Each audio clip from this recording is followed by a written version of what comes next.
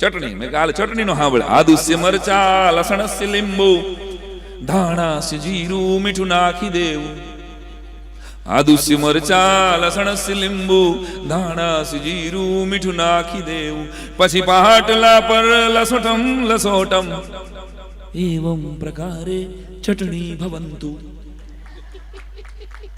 મારી રીતે સંસ્કૃત માટે મને માફ કરજો પણ મેં મારી રીતે ભેગું કરી દીધું છે ખાલી. આ મારો તો મનોરંજનનો વિષય છે, હસતા જ નથી લોકો એટલા. અને એમાં આ કોરોના ગયું ને પછી તો અમુક તો હજી માસ્ક કાઢતા નથી. કોણ જાણે હું કામ કોને હજી માસ્ક પહેરીને દાંડિયા. અમારા ઘરની બાજુમાં કાકાએ માસ્ક રાખ્યું છે, એક જ માસ્કમાં એક વરહ રાખ્યું. હાવ માસ્ક લબડી ગયું દાદા, એટલું ઢીલું પડી ગયું કે શ્વાસ લે ને તો માસ્ક અંદર વયું જતું હતું અને શ્વાસ બહાર કાઢે ને તો માસ્કનો ફૂગો થઈ જતો હતો. કાઢે નહીં દીકરો પણ કે મારે. અને ખરેખર આ માનસિકતા આપણી નહીં જ રહ્યો. ખરેખર ગમે એમ ગુજરાતી છે ને, આપણે કોકનું આપણું સેનેટાઈઝર જોતા હતા ને તો પીચુક પીચુક કરતા હતા અને કોકનું સેનેટાઈઝર જોતા હતા ને તો પીચુક પીચુક પીચુક કરતા હતા. જાણે તો કોણી હુતી લઈ લ્યો. આહા, કોકનું ભાળ્યું નથી, નાઈ લી ઊભો થઈ ગયા.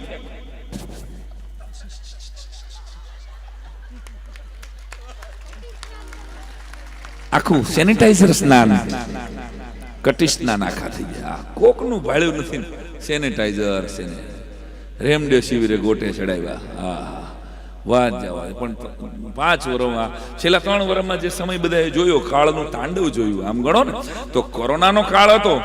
મને એમ લાગે કે આ કોરોના ખાલી કોરોનાનો કાળ નહીં, આ કરુણાનો કાળ હતો.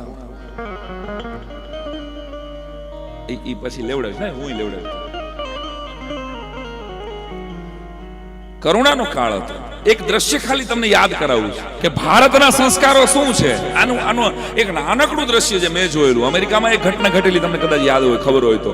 કે એક કાળા માણસને કસ્ટડીમાં એનું ડેથ થઈ જાય, મરણ થઈ જાય, એટલે અહીંયાના કાળા લોકો દેખાડો કરવા માંડે, મોટા મોટા સ્ટોર લૂંટવામાં આવ્યા, બહુ બધી આગજની થઈ, બહુ બધા રસ્તાઓ આખા સળગાવી નાખ્યા શહેરના શહેર, અને બહુ દેખાડો થઈ ગયો. ત્યારે ન્યૂઝમાં એક સમાચાર આવતા હતા, અમેરિકાના સિટીઝનશીપ ધરાવતા માણસો આખા મોટા મોટા શોરૂમ તોડી જતા હતા, એમાંથી ટીવી લઈ જતા. આ દ્રશ્ય કદાચ જોયું હોય કેટલાક લોકોએ. મોટા કોમ્પ્યુટર ઉપાડીને રીસર ઉપાડીને ગાડી મૂકી દેતા હતા.